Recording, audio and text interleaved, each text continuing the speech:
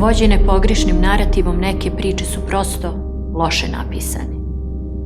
Riječi prijetnji, uvreda, loših namjera pišu rđave priče i patnja postane dio dana, mjeseca, godina, života.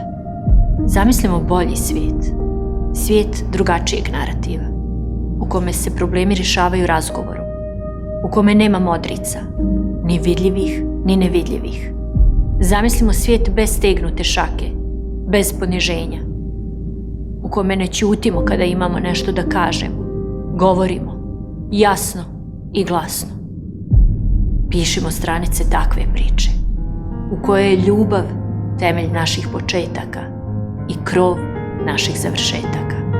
Takvu priču možemo samo zajedno napisati, iz početka.